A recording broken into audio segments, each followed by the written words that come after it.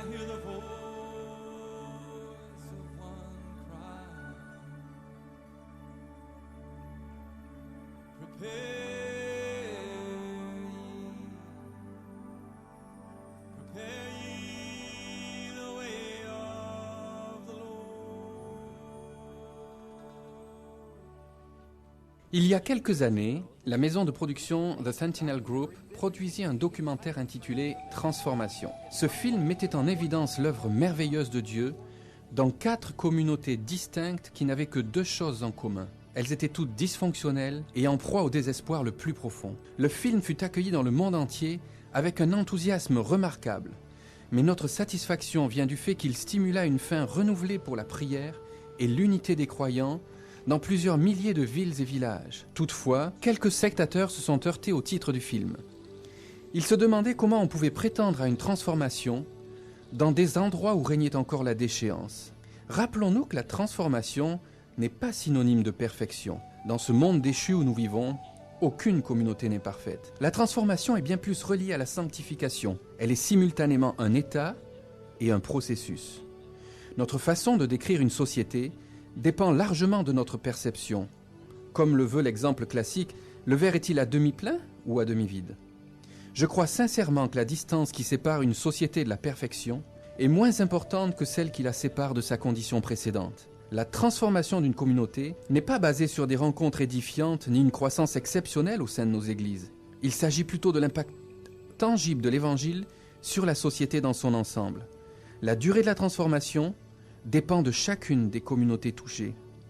Le groupe Sentinelle a pour objectif, au sein de son ministère, de semer des graines d'espoir, d'inspirer la confiance en Dieu et de provoquer une soif plus grande de sa présence. Et je souhaite que cette présentation atteindra précisément ce but.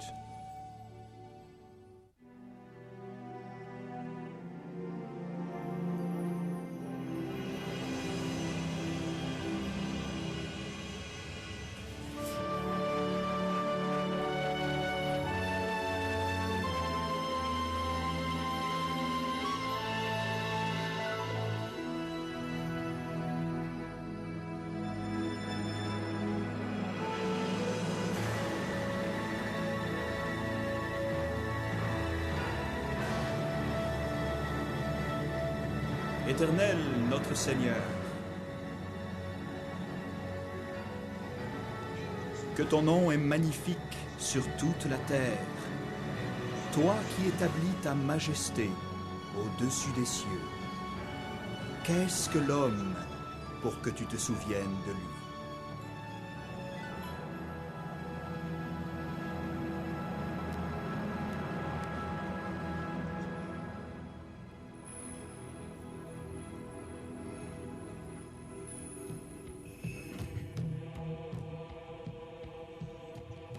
Un événement singulier se produisit il y a fort longtemps. Cette histoire n'a pas été mise sur papier.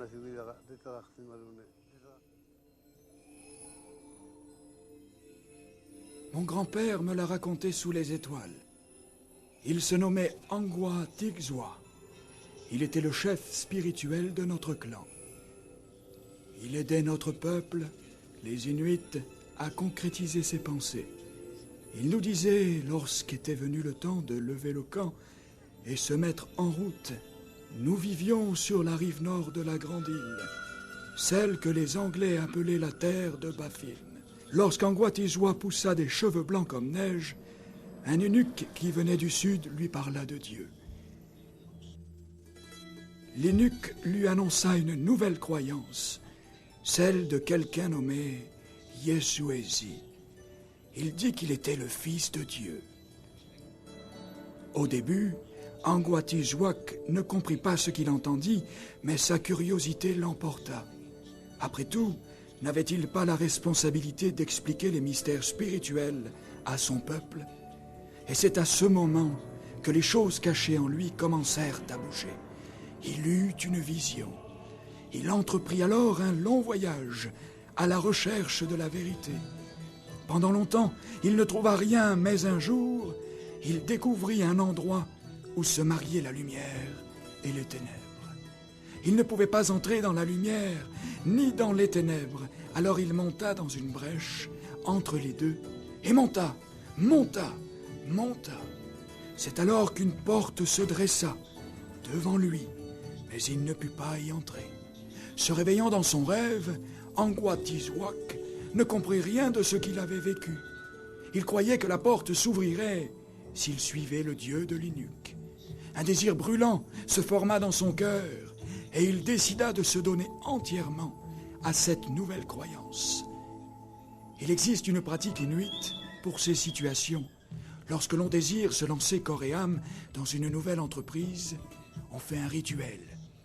Alors Anguatizwak crut qu'il serait bon de tuer un phoque afin que son clan puisse en partager la viande et le sang. C'est à ce moment qu'il dit à son clan qu'il avait fait un choix. Je m'en vais à la chasse aux phoques, et si j'en attrape un ce soir, je donnerai ma vie à ce dieu et je pratiquerai ce rituel. Mais si je n'attrape rien, je ne le ferai pas. Il n'y avait pas de lune, ni d'étoiles cette nuit-là, rien que d'épais nuages. Anguatizwak savait qu'il serait difficile d'attraper un phoque, mais il désirait ardemment le faire. Alors, il alla sur l'océan gelé à la recherche d'un trou d'air dans la glace. Il en trouva un, même dans la nuit la plus noire. Mais le phoque n'était pas au rendez-vous. Il devait attendre. Il faisait très froid. Alors il bâtit un petit mur de glace pour se protéger contre le vent. Ensuite, il s'assit et se prépara à harponner le phoque. Mais le temps passa et le phoque ne vint pas. Il s'endormit. En dormant, Anguatizwak eut le même rêve. Il se vit de nouveau jusqu'à ce qu'une fois, sa tête fut si lourde qu'il se réveilla. Lorsqu'il ouvrit les yeux, il regarda plus bas vers le trou d'air. Quelque chose était différent. Il réalisa qu'il pouvait voir son ombre, ce qui était très étrange pour une nuit d'hiver sans lune. Soudainement, l'endroit devint de plus en plus brillant, et c'est alors qu'il les vit. Anguatizwak vit 3 êtres qui semblaient avoir des ailes. Des ailes! Ils sortirent des nuages et descendirent vers lui, mais ils ne parlaient pas. Anguatizwak connaissait la raison de leur venue. Dès qu'ils l'eurent quitté, un phoque sortit du trou, et Anguatizwak enfonça son harpon dans sa fourrure et le traîna jusqu'au camp.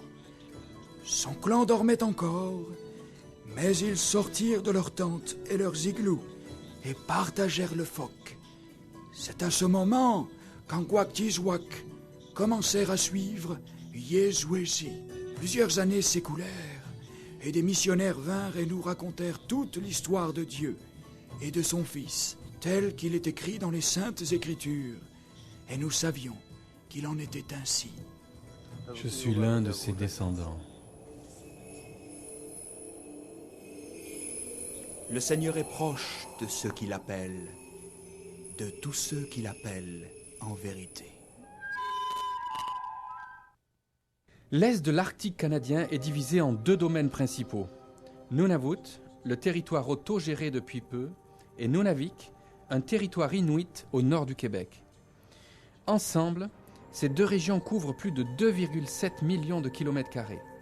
Il est surprenant de constater que moins de 30 000 habitants des natifs du pays vivent sur ce territoire vaste et glacial.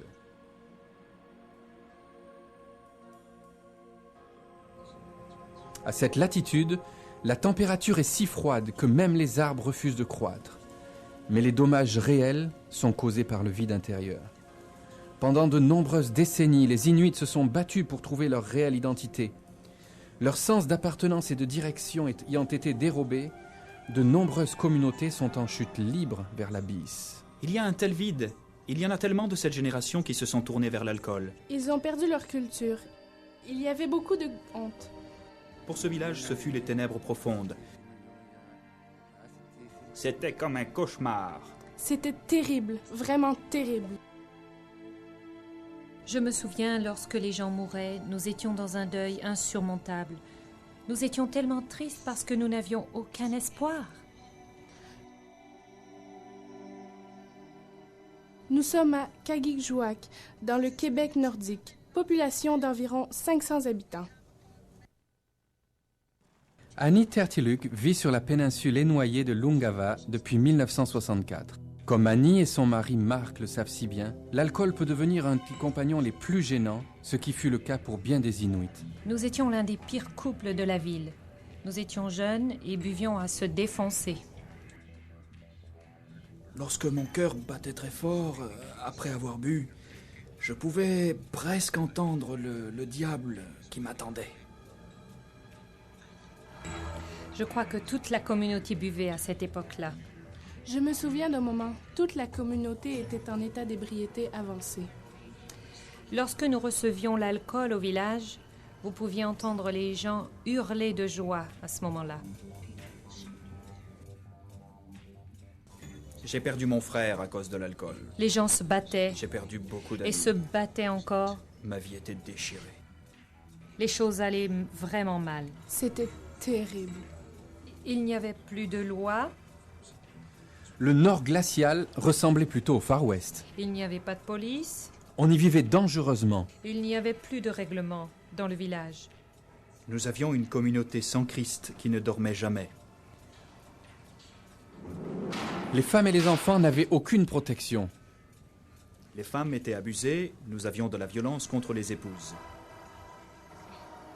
Mon mari me battait. Et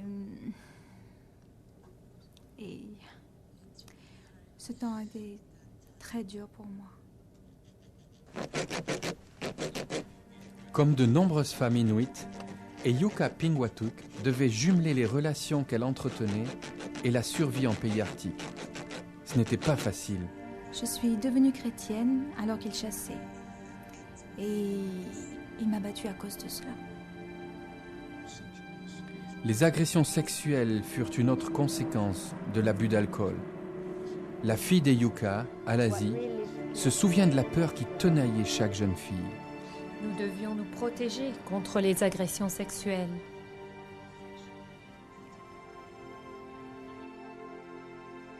Quand j'étais jeune, j'ai été violée. L'homme était saoul et après cela, j'avais très honte. Je haïssais les hommes. Ma vie était terrible. Les blessures étaient profondes. Et quelquefois, elles se rouvrent.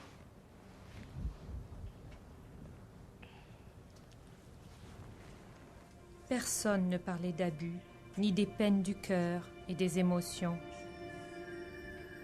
J'espérais que quelqu'un me parle, mais personne ne le faisait. Pour apaiser leur douleur, de nombreux jeunes se tournèrent vers la drogue et l'alcool et la musique heavy metal. D'autres franchirent simplement le seuil de non-retour. J'avais un grand miroir dans ma chambre et j'attirais des démons. J'avais une sœur qui s'est enlevée la vie à 22 ans. Elle s'est pendue. Du côté de la baie d'Hudson, du Québec arctique, la communauté de Puvirnituk, ou POV comme le surnomment les habitants de l'endroit, a sa propre histoire à raconter. Elle ne commence pas bien. Pendant l'été 1991, les conditions de cet avant-poste isolé étaient si terribles qu'une équipe de tournage de la CBC y fut envoyée. Leurs découvertes bouleversantes furent diffusées en septembre à l'émission d'actualité canadienne The Journal. Il se passe quelque chose à Povanatuk. Une série de suicides d'adolescents et d'automutilations. L'histoire, intitulée L'été meurtrier, passa pendant près de 17 minutes. Le 8e suicide d'adolescents cette année. Une statistique épouvantable. 20 fois plus élevée que la moyenne canadienne. Harry Tuluga, père de 5 enfants. La première chose qui nous est venue à l'esprit, c'est que pouvons-nous faire? Pourquoi? Pourquoi? J'étais présent lorsque nous avons traversé tous ces sentiments horribles à l'époque. Et à l'extérieur de l'arcade, tous les matins, il y avait des drogues de choix, des dissolvants et des lubrifiants. Nous avons eu une épidémie incontrôlable de suicides de jeunes. Les certificats de décès systématisèrent à jamais le résultat désastreux de cette année mortelle. Il semble qu'un suicide survenait pratiquement tous les mois. Puis nous avons réalisé qu'un grand nombre de nos enfants étaient abusés sexuellement. Toutes les familles étaient touchées. Les ténèbres étaient très épaisses à cette époque. Et ce qui se passait à POV n'était pas si différent de ce qui se produisait dans les autres communautés nordiques. Même la terre avait tourné le dos à ses habitants. Les caribous, le poisson et les baies, si abondants dans cette région est de l'Arctique en temps normal, commencèrent à disparaître dans de nombreuses régions. Pour un peuple qui vivait déjà dans la disette, la situation était périlleuse. Les gens étaient déprimés, on avait perdu notre chemin. Il semblait que notre communauté était sous l'emprise d'une malédiction quelconque. Alors que pour certains, il semblait que Dieu avait abandonné les descendants d'Anguatizwak. La vérité était tout autre. Dieu désirait renouer les liens. À peine 60 ans après avoir révélé sa gloire à Anguatizwak, Dieu envoya un deuxième émissaire à l'est de l'Arctique, et celui-ci avait un nom. John Turner. Il a eu cette Bible au collège. Les notes écrites par John Turner dans sa Bible sont révélatrices. À moins qu'un homme n'abandonne tout ce qu'il a, il ne peut devenir mon disciple. Turner débuta son ministère auprès des Inuits à la fin des années 20. La providence de Dieu l'amena aux rives même où Anguatizwak avait mené son peuple dans une nouvelle alliance. Seules 2 institutions avaient précédé l'arrivée de John Turner à Pond Inlet, la Gendarmerie royale du Canada et la Compagnie de la baie d'Hudson. Mais la petite communauté était appelée à devenir une tête de pont spirituelle importante. John Hobart vivait dans la petite ville de John Turner en Angleterre lorsqu'elle le rencontra pour la première fois. Il était en congé et visitait son église où on l'avait invité à parler. Ces histoires de l'Arctique étaient fascinantes. En tant que jeune étudiant de la Bible, John était très impressionné par cet homme de Dieu. Mon ami me dit, je crois qu'il est intéressé à te rencontrer. Je lui ai répondu que je ne le croyais pas, que c'était un missionnaire aguerri. Mais en fait, il désirait réellement la rencontrer. Il m'a demandé si je voulais me joindre à lui là-bas, dans l'Arctique, et j'ai dit oui. Mais le conseil des missions a refusé. La vie en Arctique était trop dure pour une femme. John y retourna sans elle. Joanne attendit avec foi. 3 années passèrent sans une seule lettre du Nord. Puis un jour, un télégramme. Permission accordée. Prière d'apporter une bague, un gâteau et une robe de mariage. Le voyage était dangereux car le monde était en guerre. Les sous-marins allemands patrouillaient le nord de l'Atlantique. La dernière partie du voyage se fit à bord d'un navire de ravitaillement à vapeur nommé The Noscope. Le bateau ne s'arrêtait qu'une fois l'an pour décharger les vivres et la poste. Ce voyage interminable au bout du monde ne reposait que sur un seul télégramme et beaucoup de foi. J'étais un peu nerveuse parce que je me disais, supposons qu'il ne veuille plus de moi. Alors, je suis allée en bas au pub et je me suis dit que je me marierais avec le premier homme venu.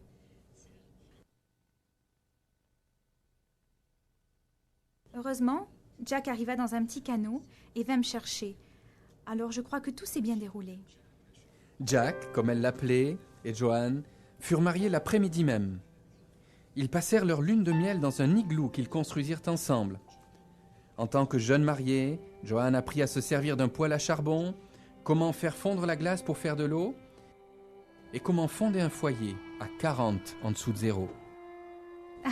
J'ai dû apprendre à cuire le phoque, ce que je ne faisais pas bien au début. Les accouchements se pratiquaient à la maison, où on prodiguait également les soins médicaux, car l'hôpital le plus près était tout simplement trop loin. L'amour qu'éprouvait John Turner pour les Inuits se voyait clairement sur les films familiaux qu'il faisait, et cet amour était réciproque. Cet Anglais avait appris les coutumes nordiques comme s'il y était né. Les anciens disaient qu'il était devenu plus Inuit que les Inuits. Il apprit leur langage et traduisit les Saintes Écritures. Il enseignait en se servant de la Bible comme texte principal. Mais ce sont les expéditions missionnaires épiques de John Turner qui furent le plus extraordinaires, voyageant souvent en traîneau, très souvent seul, il propageait la bonne nouvelle au sein d'une paroisse plus vaste que la plupart des nations. Au cours de l'hiver de 1939, il entreprit un voyage de 7 mois sur une distance effarante de 4800 km. L'église de Turner à Pontyclun était unique en son genre. C'était un ministère vibrant qui continue de prospérer à ce jour. Chaque jour était un jour nouveau, car c'était la première fois qu'elle entendait parler de la Bible. Lydia était une petite fille lorsque John Turner lui enseigna l'Évangile.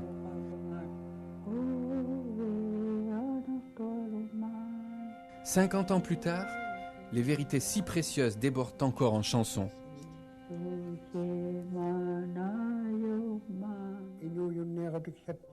Cornelius Nutterack grandit en chérissant le souvenir d'une gloire merveilleuse à venir. John nous disait constamment « Il y a une vie après la mort, et c'est très beau, cela s'appelle le paradis ». John Turner était l'homme choisi par Dieu en Arctique, mais le ciel qu'il prêchait ne se trouvait plus très loin. Le fusil partit et il tomba en arrière. Au retour d'un voyage de chasse, il vit un enfant qui se débattait avec une lourde charge de glace. Tandis qu'il se penchait pour l'aider, son fusil glissa de son épaule et le coup partit. La balle passa par ici, jusqu'à l'arrière de sa tête. Les efforts pour transporter le pasteur Turner dans un hôpital firent la manchette des journaux internationaux. Des soldats furent parachutés avec des médicaments pour stabiliser le pasteur grièvement blessé. Alors que la paralysie s'installait, Joanne le veillait jour et nuit en le baignant, le tournant et en lui donnant des injections.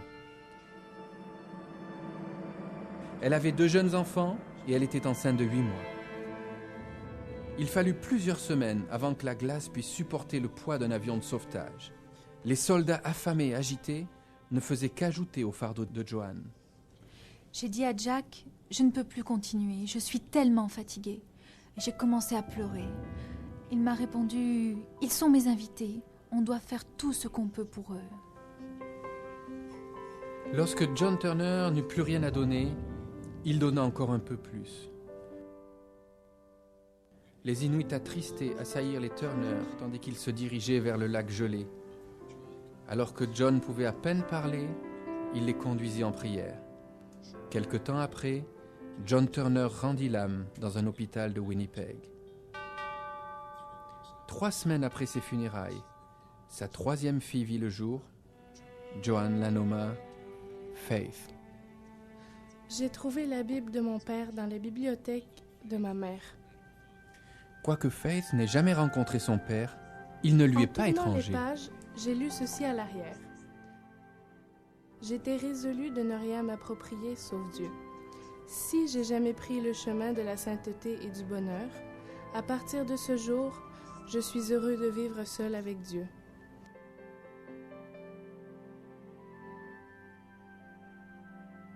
Et j'ai pu voir le cœur de mon père, rechercher ce que Dieu lui avait révélé.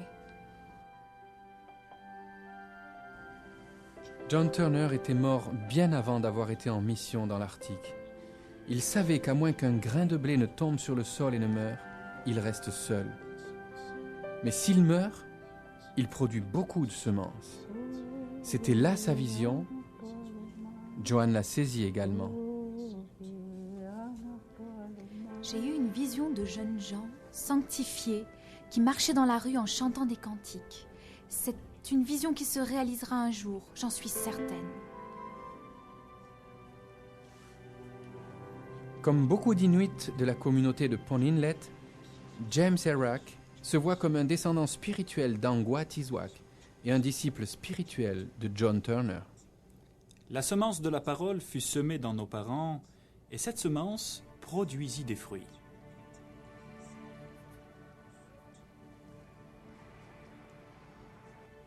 En février 96, quelque chose est arrivé. À travers tout Pond Inlet, des petits groupes d'intercesseurs bombardèrent le trône de Dieu avec des prières en vue d'un réveil. 2 hommes, armés seulement de leur grand cœur et de genoux usés, sonnèrent la charge de cet assaut. L'évangéliste de l'Arctique, Billy Arnakuk, et le pasteur local, Moses Kayak.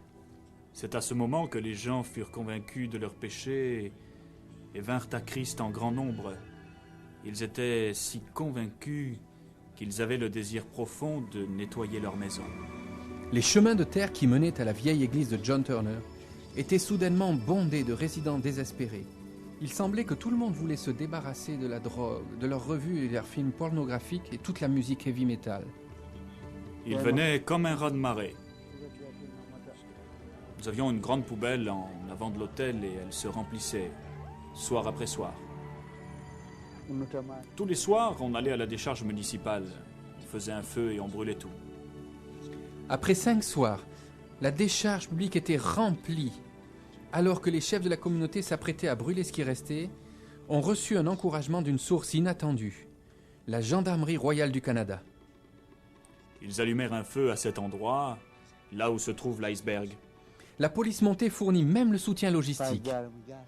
Ils nous ont dit qu'ils pouvaient fournir l'essence pour brûler de toute cette saleté. Pratiquement toute la communauté se rassembla pour le feu.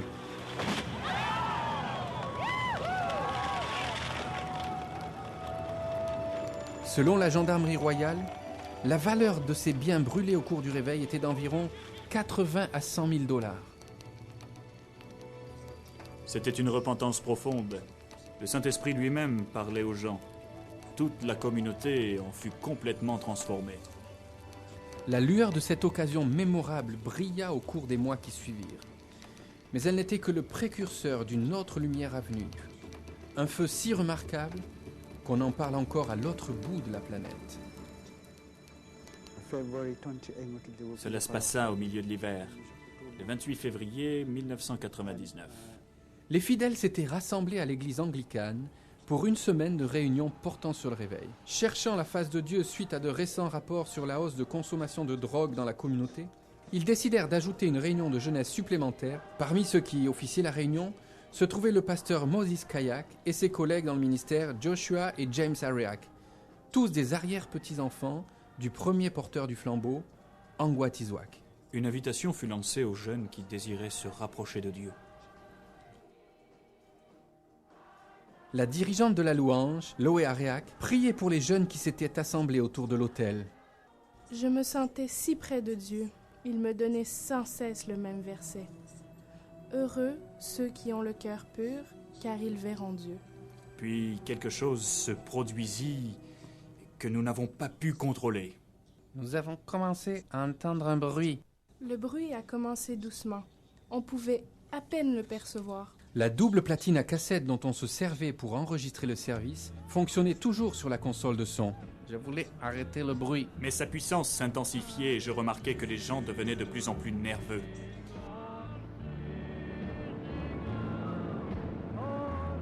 C'était si puissant, si intense. C'était si fort que tout commença à trembler. Le feu me traversa le corps tout entier. On aurait dit le son d'un avion. Les choses ont commencé à trembler. Je me suis dit, il n'y a pas d'avion à réaction à Pond Inlet.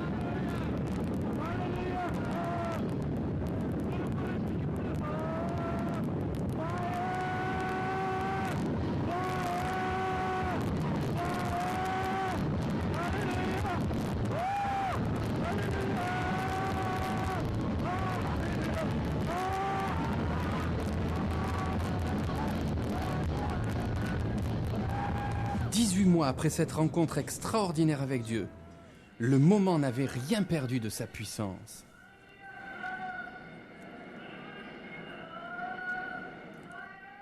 À chaque fois que j'y pense, je me sens rapidement bien humble.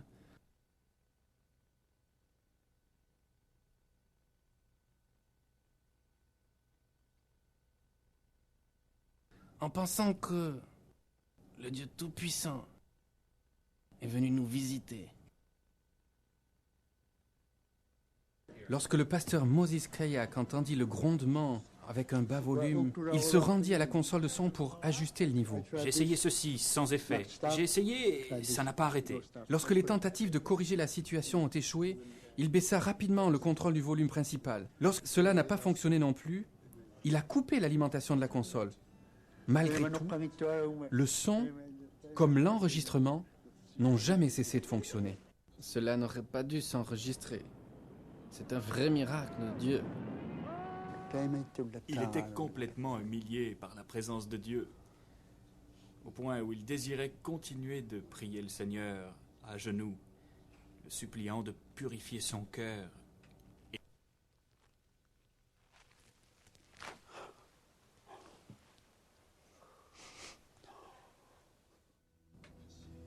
Le même Saint-Esprit qui honora Pontitled de sa présence a également visité d'autres communautés dans l'est de l'Arctique. L'une d'elles, le petit patelin d'Ulaadjuk, est situé dans la baie de Lungava, dans le nord-est du Québec. Fondée en 1978, la communauté mérita rapidement la réputation d'être un lieu de chagrin et d'amertume.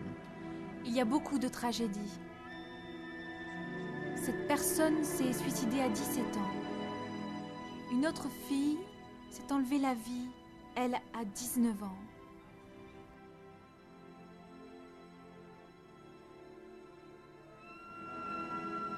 Ce qu'on a fait, c'est de prier pour notre communauté. On a brisé la malédiction. Les résultats furent immédiats et tangibles. Je vois que notre communauté a changé. Je trouve que suite à nos prières, nous avons été libérés. Nous sommes heureux maintenant. L'enseignante Maggie Akpaatak est une vraie dynamo, profitant de chaque occasion pour témoigner de l'amour du Christ. Depuis que je suis chrétienne, je veux continuellement partager mon cœur avec les enfants. Je leur demande sans cesse s'ils ont le Sauveur dans leur cœur. L'influence de l'Évangile dans les classes d'Opaluk est saisissante et puissante. Nous allons débuter la journée en récitant le Notre Père. Sylvie Soucy est une enseignante contractuelle laïque du sud du Canada. Je crois que la plupart des étudiants ici sont religieux. Selon Maggie, cette affirmation n'est qu'un pâle reflet de la réalité. Tous mes étudiants sont sauvés, tous sont nés de nouveau. Ce qui représente 40% de la population actuelle d'Ulaadjuk. C'est aussi la relève de cette communauté. Entre-temps, à POV, on remonte la pente avec assurance. Un résident et pasteur de longue date, Eliassi Salualuk, observe le changement avec joie. En 1996, cette communauté fut véritablement régénérée. Elle fut ravivée par le Seigneur. Toute la communauté était en prière. Une fois de plus, la clé de ce réveil réside dans la ferveur de la prière et l'unité des intercesseurs. Ouvrir son cœur, c'est tout ce qu'il a fallu. Puis vint le déversement de l'Esprit Saint sur toute la communauté.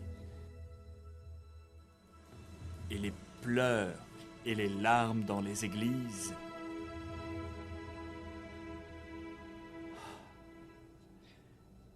La douleur.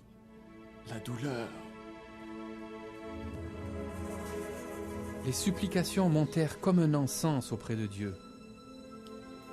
Et les cieux se sont ouverts. On en voit le résultat. Beaucoup de bonnes choses. Le taux de suicide a complètement baissé. En fait, le taux de criminalité a également diminué à tous les niveaux. Nous avons un Dieu tout-puissant qui peut pardonner toutes choses. Et les familles ont été guéries au cours des 6 ou 7 dernières années. C'est tellement merveilleux de voir Dieu agir au sein de nos communautés. Alors que nous serions tentés de faire une pause et louer Dieu pour ce qu'il a fait à POV et à Ulaadjuk, l'histoire ne s'arrête pas là. Et c'est aussi fantastique de voir Dieu agir non seulement à POV, mais dans toutes les communautés. Depuis que les gens ont commencé à donner leur vie à Dieu, c'est une toute autre histoire. Ma dette est effacée grâce à Jésus. Dieu sauve des gens que l'on croyait inatteignables. Je l'ai ressenti. Dieu est un grand Dieu. Je l'ai vraiment trouvé. C'est un grand Dieu. Les cœurs et les relations ont été guéris. J'ai vu des hommes se lever et se repentir publiquement d'avoir abusé leurs enfants et leurs épouses. Mon mari m'aide maintenant. Sa vie a complètement changé. Beaucoup de gens ont été guéris de leurs blessures, surtout les femmes. Dieu les utilise aujourd'hui. Dieu change les communautés en profondeur. Jésus fut la réponse à tous nos problèmes. Des communautés entières. Ce ne sont pas toutes les communautés de l'Arctique qui sont au même niveau, mais je crois qu'il se produit quelque chose dans chacune d'elles. Tout a changé, tout a complètement changé. Le feu du Seigneur est en train de se répandre partout. Vous pouvez visiter chaque communauté et vous y verrez le même phénomène.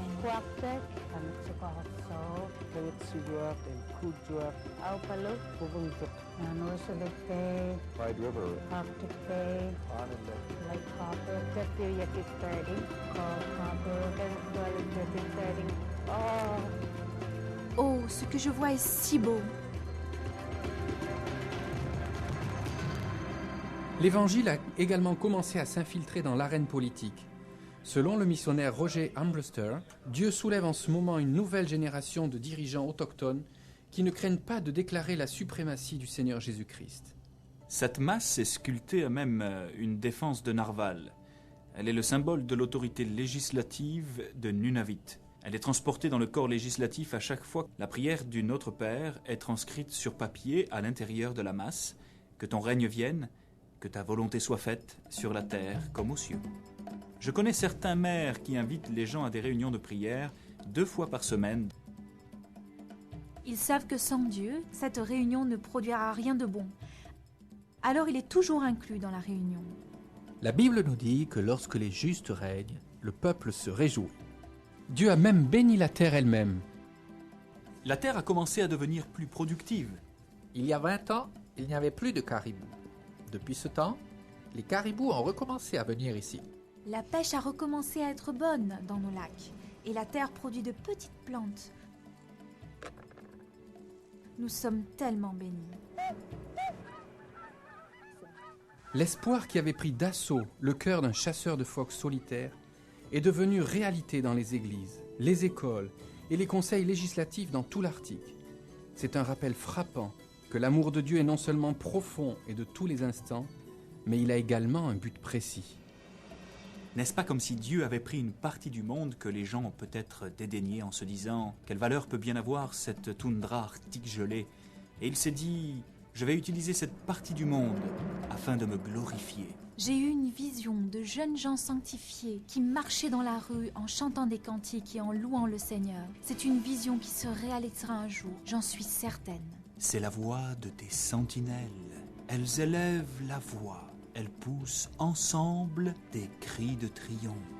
Car de leurs propres yeux, elles voient l'Éternel revenir à Sion.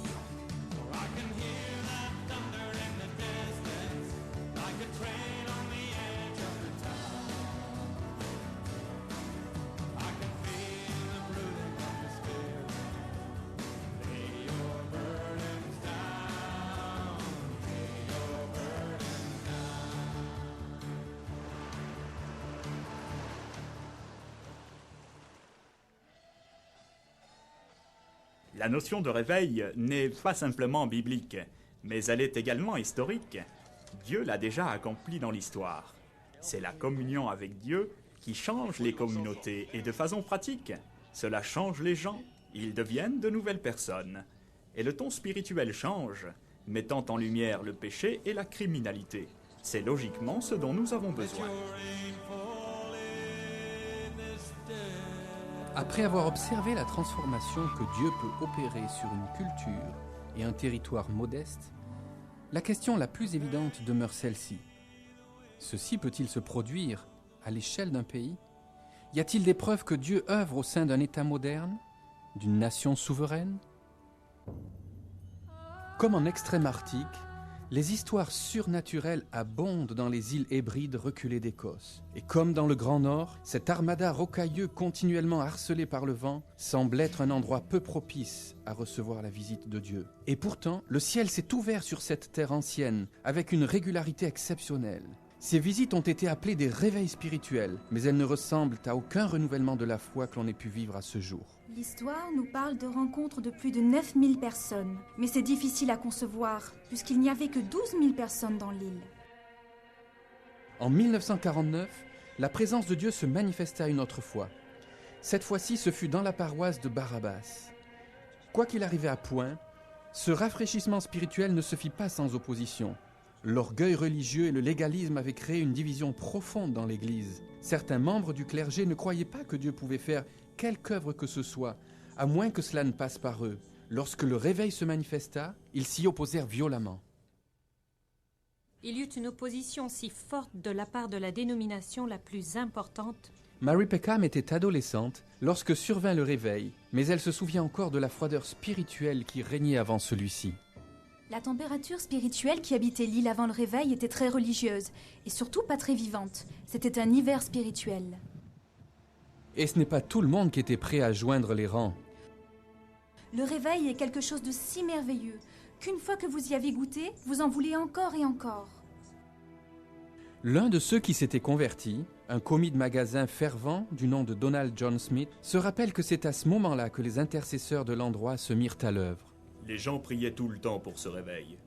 Ils priaient dans les granges, vous les entendiez prier. Parmi les intercesseurs les plus fervents se trouvaient 2 guerrières de la prière, 2 sœurs âgées dont l'une était pratiquement aveugle. Et elles priaient pour le réveil plusieurs fois par semaine, parfois très tard dans la nuit. Elles avaient à cœur la promesse d'Ésaïe 44. « Car je répandrai des eaux sur le sol altéré, et des ruisseaux sur la terre desséchée. » L'une d'elles était alitée, et j'avais l'habitude de prier avec les 2 sœurs. Vous pouviez sentir la présence du Seigneur. Elles connaissaient leur Seigneur. Mis au défi par la grande foi de ces 2 femmes remplies de l'Esprit de Dieu, 7 dirigeants d'église se réunirent dans une grange du voisinage pour prier. Pendant des mois, ils supplièrent Dieu de leur donner une plus grande soif de sa présence. Ce fut le moment clé qui définit le début du réveil. C'était en 1949, au milieu de l'année. Alors que les anciens continuaient d'intercéder avec ferveur dans la grange, ils commencèrent à voir que les lumières des maisons des fermes environnantes brillaient tard dans la nuit. Certaines ne s'éteignaient pas du tout. La soif de connaître Dieu était plus grande que leur désir de sommeil. Les anciens se rendirent compte que leur prière avait été entendue. Toute la communauté était en prière. Leurs visages étaient remplis de larmes. Il y avait une si grande espérance, tant de désirs. Ces prières étaient douloureuses. Il y avait un si grand désir de voir la présence de Dieu. Et Dieu a répondu. Puis il n'y avait plus rien qui le retenait. Jéhovah s'approcha. Quelque chose d'extrêmement significatif était arrivé la nuit précédente. L'atmosphère de la maison était chargée de quelque chose d'étrange. Nous avons senti cette puissance. Et ensuite, même la vaisselle se fracassait. Comme si le Seigneur était descendu avec un grand vent. La puissance de la prière et la présence du Seigneur faisaient trembler la maison. Et les gens avaient peur parce qu'ils vivaient un événement surnaturel. La gloire Shekinah de Dieu descendit sur la communauté. Une lumière surnaturelle tangible flottait au-dessus de nombreuses maisons de ferme. Des lumières brillaient sur toutes les maisons. La gloire de Dieu brillait partout. Nous étions là, debout. Tout ce que nous entendions, c'était « Arrêtez et reconnaissez que je suis Dieu ». Vers 4 heures du matin, une foule de plusieurs centaines de personnes se rassembla devant le poste de police de la communauté. Plusieurs d'entre eux provenaient des villages avoisinants, attirés par une puissance incompréhensible. Marchant sur la route principale, tous suppliaient Dieu d'avoir pitié d'eux. Ils étaient couchés sur le chemin et demandaient à Dieu d'avoir pitié d'eux. C'était comme si nous étions soudainement projetés dans l'éternité. Les questions éternelles et tout ce qui touche à l'éternité nous était très palpable. Un personnage clé de ce renouveau qui s'ensuivit, le révérend Duncan Campbell, était un prédicateur enflammé de l'église United Free Church. Il se déplaçait rapidement d'un côté à l'autre de la chaire, le visage luisant de sueur. Oh, mes chers amis, le Seigneur révèle ses secrets à ceux et celles qui le craignent. Les salles de réunion étaient bondées. De nombreux croyants sont venus de partout dans l'île. L'église était remplie à capacité, les gens s'asseyaient sur le rebord des fenêtres. Il y en avait autant à l'extérieur, oh oui, autant à l'extérieur. Vous pouvez éveiller la communauté au bienfait d'une croisade, comme l'aurait dit le prédicateur enflammé, mais seul Dieu peut attirer toute une communauté à lui. Vous voyez la présence de Dieu prendre préséance dans tout ceci. Ce n'est pas un évangéliste, pas un projet quelconque, ni rien de basé sur l'effort de l'homme. mais une connaissance de Dieu qui a saisi toute la communauté.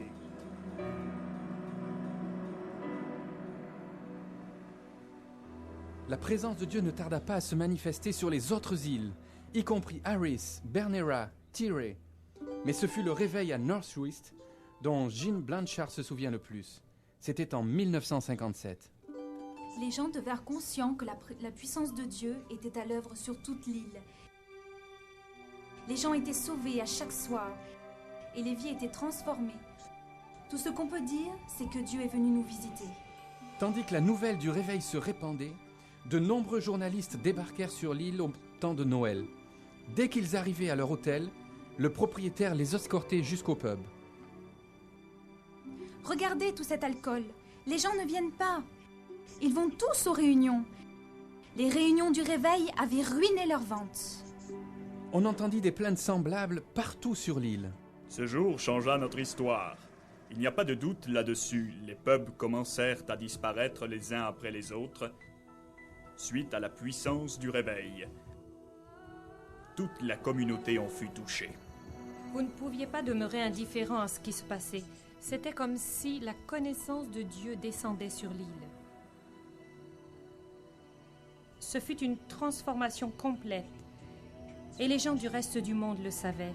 Dieu était venu nous visiter. C'était là la réponse. Nation de l'Afrique orientale, l'Ouganda ne semble pas être un endroit favorable pour trouver la réponse à ces questions. Accablé de fièvre démoniaque, l'Ouganda, jadis perle de l'Afrique, a passé plusieurs dizaines d'années dans un coma spirituel profond. La seule mention de son nom était synonyme de mort, en tant que terrain propice pour la propagation du sida et chambre des horreurs personnelles d'Idi Amin Dada. Je crois que l'Ouganda a été un pays de souffrance, ayant vécu un attentat militaire l'un après l'autre. Je sais ce que c'est que de vivre dans la peur. Le pasteur John Mulinde n'était qu'un adolescent lorsque l'horreur commença. Les gens étaient tués par milliers, massacrés, des villages entiers décimés, et parfois on ne savait même plus qui était responsable des tueries. On peut avoir des hauts le cœur en entendant l'histoire horrible de John Mulinde. Son corps gisait là depuis 2 jours. Ou même pleurer.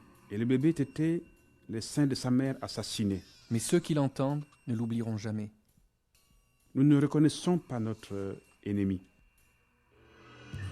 L'histoire de l'Ouganda, comme c'est le cas de plusieurs nations africaines, déborde de pratiques occultes et de rituels secrets. Des fétiches, connus sous le nom de Mayembe, étaient présents partout, et jusqu'au jour du régime d'Idi Amin Dada, les rois offraient encore des êtres humains en guise de sacrifice. Les Africains sont des gens d'alliance, si je puis m'exprimer ainsi. Nous avons promis tout ce que nous avons au diable. Notre histoire nous révèle que nos ancêtres adoraient d'autres dieux que le Dieu d'Abraham. Pour l'Ouganda, cette idolâtrie se traduisit en une saison interminable de crainte et de douleur. Ce que je connaissais d'Idi Amin Dada était un homme à la figure imposante qui aimait faire l'important et... Le journaliste Bart Kakuza a grandi à l'ombre du fameux despote ougandais. Comme plusieurs de ses compatriotes, il était des plus optimistes lorsque le coup d'État qui avait démis Idi Amin Dada de ses fonctions amena le rétablissement de l'ancien président.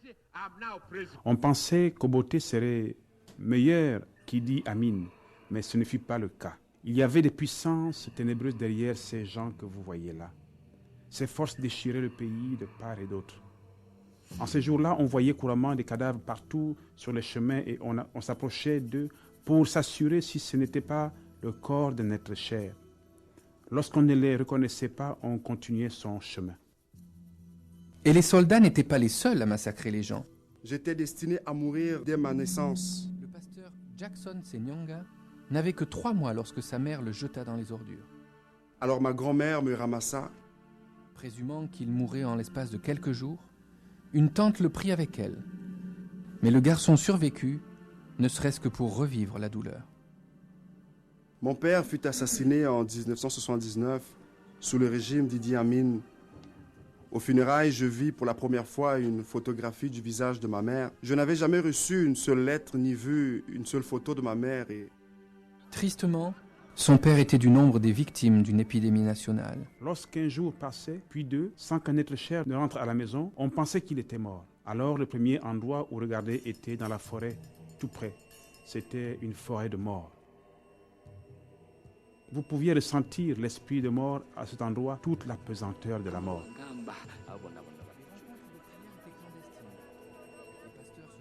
D'un groupe à l'autre, visitant jusqu'à 10 groupes différents par jour. À chaque fois, au risque d'y perdre la vie, revenant à la maison aux petites heures du matin. Les soldats avaient le pouvoir de faire ce qu'ils voulaient. Il y avait des barrages routiers. J'ai été arrêté souvent dans des barrages routiers sans savoir comment je m'en sortirais. Une fois, on demanda à une maman voyageant avec son enfant de montrer les papiers d'identité de son bébé. Et bien sûr, les bébés n'ont pas de papier d'identité. Alors le soldat lui arracha son enfant, le lança dans les airs et leva son couteau. L'enfant retomba sur le couteau. En 1984, on commença à tuer les membres du clergé et les pasteurs. Le pasteur Jotam Mutebi était au milieu de son sermon lorsqu'un soldat enragé défonça la porte de son église, faisant feu avec sa mitraillette. Alors que les balles sifflaient dans le sanctuaire, plusieurs femmes plus âgées se levèrent pour se diriger vers l'autel. Lorsque je les vis, je me rendis compte à quel point elles étaient désespérées et avaient besoin de réconfort. Alors j'ai levé le bras et j'ai prié pour elles. Mais j'appris plus tard que la raison pour laquelle elles étaient venues était qu'elles voulaient mourir avec moi, leur pasteur. Au lieu de cela, le pasteur Mutebi et ses paroissiens furent entassés dans des camions et transportés au centre Nakasero, si redouté. À quelques mètres de là se trouvait le centre de recherche Nakasero, appartenant à l'État, une sorte de chambre de torture. Le sadisme et la violence étaient indescriptibles. On mettait 60 personnes dans une pièce de 3 mètres par 3. Les gens étaient si serrés les uns contre les autres que si quelqu'un mourait, il pouvait demeurer debout, tenu en place par les corps des autres. Il n'y avait pas d'enquête. Le jugement était rendu et c'était la fin de cela. Le monde entier, semble-t-il, avait tourné le dos à l'horreur qui se produisait en Ouganda. La race humaine nous avait abandonnés. Des millions moururent. Les corps bloquaient l'écoulement d'eau de la chute et des berges avoisinantes le lac Victoria. Nous devons nous repentir de tous les péchés commis par le passé. Nous avons violé notre pays. Nous ne sommes pas mieux que Caïn. Ces tueries à répétition finirent par avoir une répercussion dans l'économie et l'infrastructure du pays. Les usines fermaient, les commodités essentielles devenaient très rares et inexistantes. On ne pouvait plus se procurer de savon. Les villes étaient sales et la plupart des bâtiments étaient endommagés. Le moral des gens était si bas qu'on ne pouvait plus demander de service aux gens à moins de les payer à l'avance. Au moment où l'on croyait que la déchéance ne pouvait s'accentuer davantage, les conditions se dégradèrent encore plus. Cette fois, les nouvelles provenaient de l'Organisation mondiale de la santé. On prédisait que d'ici 1997, le sida serait si grave en Ouganda qu'un tiers de la population serait décimé. Le docteur Patrobas Mufumbenga est un docteur accompli qui œuvre pour l'Institut national de la santé en Ouganda. À cette époque, tout le monde était désespéré. Tous nous perdions des êtres chers. L'Ouganda criait sa peine à Dieu, tout comme Rachel pleurait ses enfants à Rama. La douleur, la souffrance et la peur, personne ne pouvait nous consoler. Tous disaient que le Dieu de l'Ouganda dormait. Au milieu des années 90, un vieil homme se leva et, pointant sa canne en direction du pasteur en disant « Où est ce Dieu que vous nous avez prêché, plein de puissance et de bonté? Qu'est-ce que l'Ouganda a bien pu faire à Dieu? Dieu nous hait. »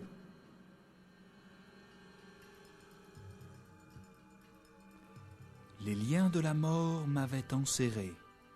Dans ma détresse, j'invoque l'Éternel. Je crie à mon Dieu. De son palais, il entend ma voix et mon cri lui parvient à ses oreilles. On priait jour et nuit, jour et nuit. Cela se passa après beaucoup de prières, de lamentations et une attente Il y a eu des moments où on devait aller prier dans les marais et demeurer dans l'eau toute la journée. On ne sortait que la nuit venue. On priait ensemble. Ces prières étaient des lamentations profondes.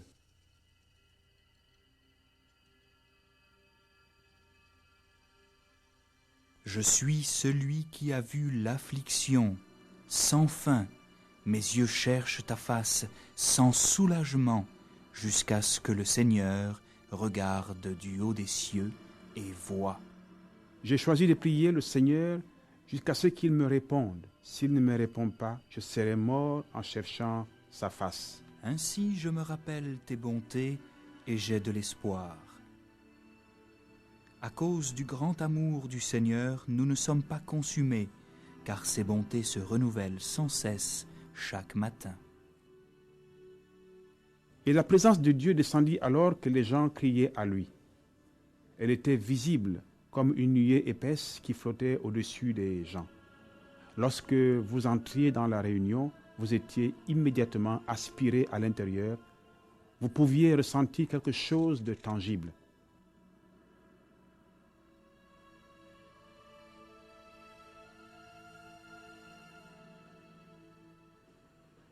Il y a 15 ans, cet endroit était l'un des endroits le plus dangereux en Ouganda. Cette communauté était surnommée le Beyrouth de Kampala, car sous le régime de Milton Obote, les soldats indisciplinés se servaient des boutiques et des maisons comme tir à la vue.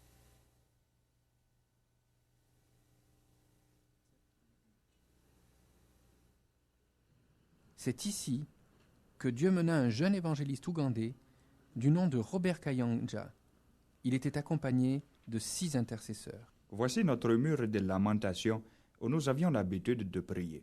En plus de se disputer avec des soldats licencieux et sans loi, l'équipe de Robert fut confrontée à un sorcier influent nommé Musoki. Cet homme inspirait de la crainte partout où il allait. Après qu'on les eut menacés de mort, les intercesseurs poussèrent un cri de détresse à Dieu. Quelques jours plus tard, le sorcier Musoki était mort. Après la mort du sorcier Musoki, on commença à voir les cieux s'ouvrir. La petite congrégation de Kayanja devint une grande multitude. La cathédrale du Centre des Miracles peut asseoir 10 000 personnes et plus de 600 églises découlent de celle-ci. La nation de l'Ouganda, que de nombreux pays considéraient comme finie, dont l'économie s'était écroulée, qui n'avait aucune voix, où la honte de porter le nom d'Ougandais frappait le cœur de ses habitants, avait finalement commencé un grand revirement et le processus de guérison était enclenché. Il n'est pas surprenant de constater que ce changement était alimenté par la prière. Alors les églises commencèrent à prier par zone. Comme des abeilles, on pouvait entendre des abeilles tout au long de la nuit. Zzz, ça priait. Chaque communauté, chaque zone priait et je ressentais que l'ennemi devait se trouver une autre ville, mais pas Kampala. L'unité est un autre signe du réveil actuel. L'œuvre que Dieu a accomplie dans ce pays ne peut pas être revendiquée par aucun individu, ni église, ni ministère. Les rencontres de pasteurs dans toute la ville sont monnaie courante. Le Seigneur nous appelle à prier ensemble et à louer ensemble. Le Seigneur rassemble vraiment les églises en ce moment. Afin qu'elles communiquent ensemble. Ce que j'essaye de faire, c'est d'aller avec les gens qui aiment le Seigneur Jésus, qui s'abreuvent à la source de Dieu. Parfois, vous me trouverez dans une église pentecôtiste. Il y a une unité dans le corps de Christ qui me renverse. Le réveil concerne tout le monde. L'unité n'est pas quelque chose pour laquelle nous prions, mais nous en sommes néanmoins reconnaissants. Même le funeste rapport de l'Organisation mondiale de la santé sur le sida n'a pas ébranlé la confiance des croyants. Nous avons vu des patients atteints du virus du sida complètement guéris. Les docteurs se disent « Merveilleux, je ne peux pas m'expliquer cela, mais il doit y avoir un Dieu en haut. » J'avais cette douleur à la poitrine. J'avais commencé à vomir. Ces patients étaient en phase terminale. J'avais perdu mon appétit. Je ne pouvais plus manger. Des gens qui étaient atteints gravement du sida. Je suis devenu très maigre. Après qu'on eut prié pour eux, de nombreux sidatiques ont senti Dieu les toucher. Cette même nuit, la puissance de Dieu descendit et je l'ai senti. Bien sûr, Ces prétendues guérisons ont soulevé le scepticisme auprès de la communauté médicale. Pourquoi t'es-tu donné la peine de venir jusqu'ici? Toute ton apparence nous montre que tu es atteint du sida. Ce scepticisme se transforma en émerveillement. Mon docteur me regarda et me dit « Comment peux-tu être encore en vie ?» On m'ausculta, je n'avais plus le sida. Ils ont écrit à côté de mon nom « VIH négatif ». Ils m'ont dit « Tu es VIH négatif ». Puis les symptômes ont commencé à disparaître les uns après les autres. Dieu m'avait entièrement guéri. On entendait ce refrain des milliers de fois en Ouganda. Au moment où je vous parle, j'ai rencontré 372 cas de patients qui ont été guéris du sida. L'Ouganda est reconnu comme étant l'une des premières nations à vivre une diminution de ces cas déclarés de sida. Nous croyons que c'est à cause de nos prières et de la grâce et l'amour de Dieu. C'est également parce que l'Ouganda met de l'avant un plan qui promouvoit l'abstinence et la fidélité comme arme principale contre le sida. Je te promets que si tu me guéris, je le dirai à tout le monde. Je ne mourrai pas, mais je vivrai et proclamerai ce qu'a fait le Seigneur. La puissance de Dieu a également été manifestée dans l'arène politique. Je crois que l'Ouganda vit un renouveau politique. Au moment qu'il a choisi, Dieu a instauré une direction. Il a commencé à mettre des gens en place. Dieu est à l'œuvre dans ce pays. Paul O-Etiang a comblé pratiquement tous les postes, y compris celui de Premier ministre. Le Seigneur a toujours été avec moi. C'est le Seigneur qui bâtit le caractère. Béatrice Bianca est membre du Parlement dans le district de Hoima. Puis à être plus ferme dans tout ce que je fais afin que ma lumière brille dans ce monde. Il s'attendait à ce qu'on reflète le Seigneur Jésus. Stephen M. Ounia est l'adjoint du commissaire. Je suis l'un de ceux qui croient que Dieu doit me parler, surtout avec le type de travail que je fais. En de nombreuses occasions, Stephen Ounia a vu calmer de violentes émeutes suite à ses prières. Et d'après mon expérience personnelle, je crois que si nous continuons à prier, rien n'est impossible. Mais j'ai amené ma foi à tous les niveaux du gouvernement.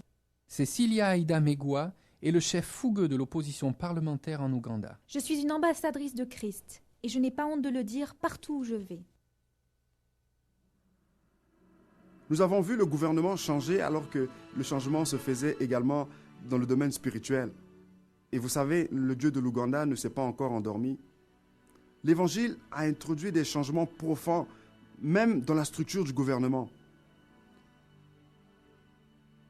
Nous avons maintenant un nouveau ministère, le ministère d'éthique et d'intégrité. Nous n'avions jamais eu ça. Dieu m'a mis dans cette position.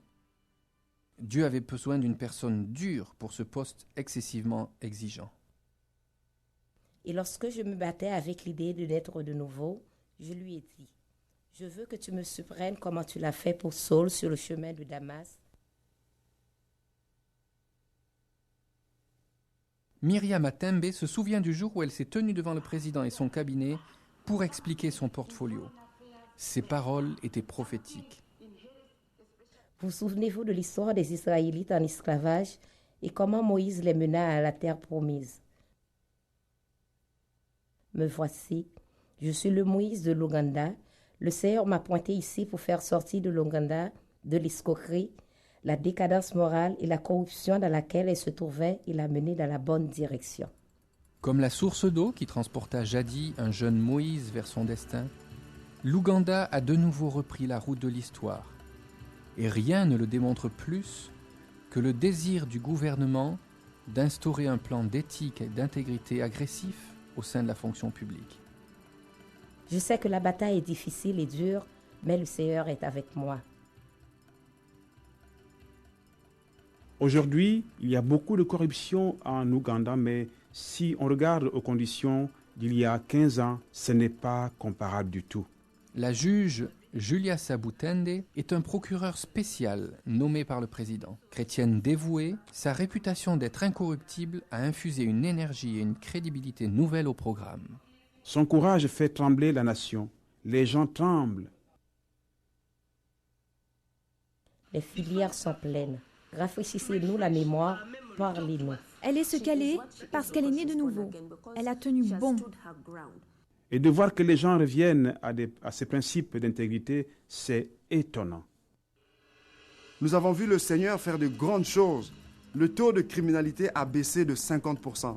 Il n'est pas surprenant de constater que cette nouvelle attitude a eu un impact phénoménal. Même si les conditions sont encore difficiles, il y a des signes positifs partout. Alors qu'on avait prédit l'effondrement complet de l'économie, nous sommes devenus l'une des 3 régions qui connaissent la plus forte croissance. Et les églises de l'Ouganda grandissent encore plus vite que l'économie. Nous sommes passés de 7 à 2000 personnes en 2 semaines. Pas si mal pour un jeune homme qui a déjà été jeté dans un tas de poubelles. Aujourd'hui, c'est extraordinaire. Nous avons 5 services le dimanche matin et nous avons en moyenne 20 000 personnes. Et je vous dis que notre église n'est pas la seule église que Dieu fait croître.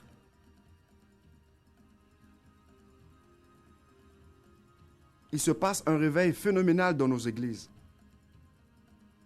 Chaque jour, en Ouganda, une nouvelle église est fondée, ou un nouveau ministère commence quelque part. Après avoir été libérés des péchés de notre passé, alors nous pouvons nous concentrer sur les desseins de Dieu.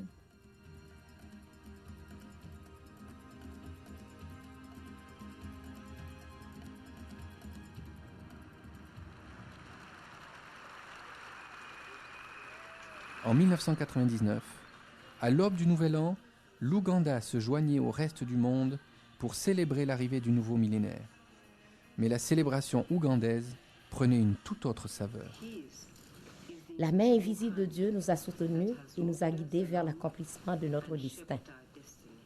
10 semaines auparavant, la première dame de l'Ouganda avait convié les dirigeants de plusieurs églises à une réunion spéciale.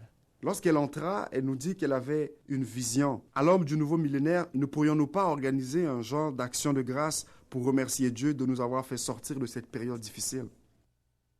Elle a demandé qu'on consacre officiellement la nation à Dieu.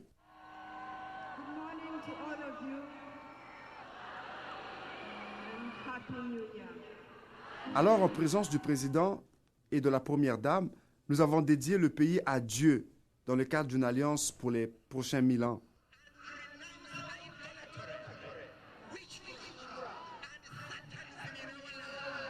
L'alliance, qui comprenait les signatures du président et de la première dame, était très explicite.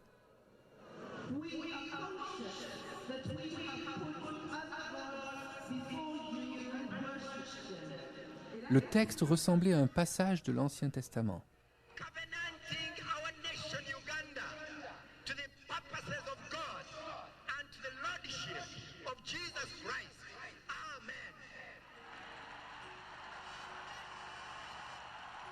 Alors le roi appela devant lui tous ses sujets, du plus petit au plus grand. Le roi se tint devant le pilier et renouvela l'alliance en présence du Seigneur. Du début à la fin, tout se rapportait à Dieu.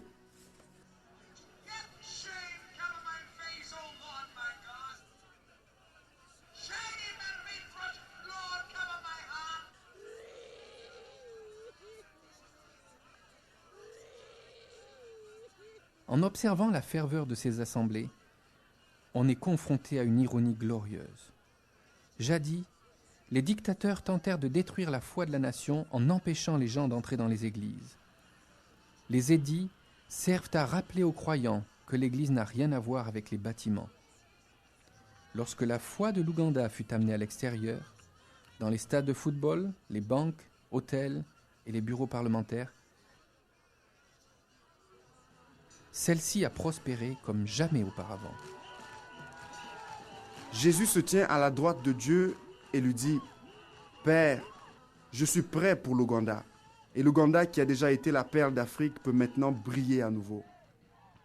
C'est étonnant pour ceux et celles qui ont traversé cette époque de voir ce qui se produit maintenant. La vie est revenue. Un nouveau roi règne sur l'Ouganda. L'Ouganda est prête pour Dieu en tant que nation. C'est extraordinaire. C'est réellement un miracle. Personne ne peut le nier. Cela n'aurait pas été possible sans le Seigneur.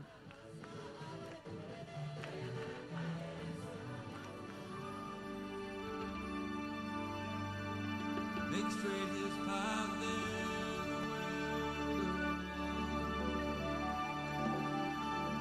À ceux et celles qui se demandent pourquoi Dieu s'est manifesté de façon si puissante dans ces régions en particulier, la réponse est simple. On l'y a invité. Je crois que pour qu'un vrai réveil se produise dans un pays, le Seigneur doit être invité. Les gens doivent désirer avoir l'Esprit Saint. C'est le type de désir qui aspire profondément à connaître le Seigneur. Les gens prient et cherchent la face de Dieu en se rendant compte que la seule façon de se sortir de ce pétrin, c'est si Dieu vient nous visiter et si Dieu nettoie la société en rendant toutes choses nouvelles. Si mon peuple... Nous devons d'abord nous humilier devant la toute-puissance de Dieu. Si mon peuple... L'Esprit de Dieu ne peut être touché que si l'on prie avec ferveur. Il n'y a pas d'autre façon. Qu'il y ait des prières dans chaque région du pays, chaque ville, chaque village, chaque église. Si mon peuple... Seigneur, nous devons venir devant toi. Nous ne pouvons pas y arriver seuls, mais viens nous visiter. Si mon peuple... Il y a un prix à payer pour le réveil. Il y a la prière, les larmes, des larmes de repentance. Père très saint, mon Dieu, nous prions que tu fasses cette chirurgie dans le cœur de ton peuple. Le cœur est ce qui est le plus cher à Dieu par-dessus tout. Enlève les cœurs obstinés, les cœurs incrédules. Il est réellement attiré par les cœurs purs. Et Père, donne-nous un cœur de chair qui t'aime, Seigneur mon Dieu. Alors j'entendrai du ciel. Dieu répond aux prières ferventes de son peuple. Il les entend. Il vous entend. Et vous connaîtrez la fidélité de Dieu. Je pardonnerai leurs péchés. Depuis que nous connaissons Jésus personnellement, cela fait une grande différence. Maintenant, nous avons l'espoir. Et je guérirai leur pays.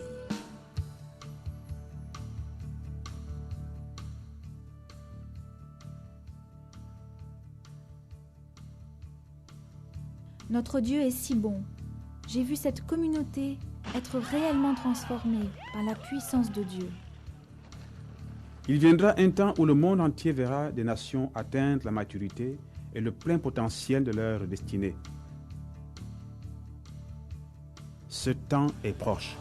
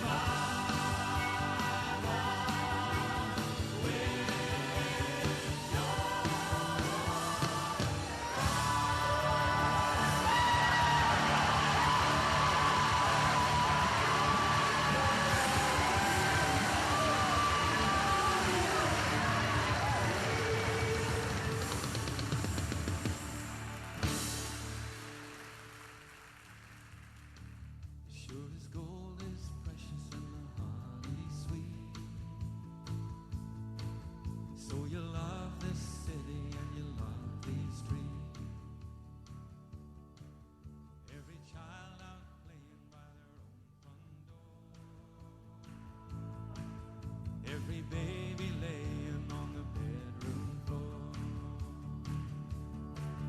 Every dreamer dreaming in their dead-end job. Every driver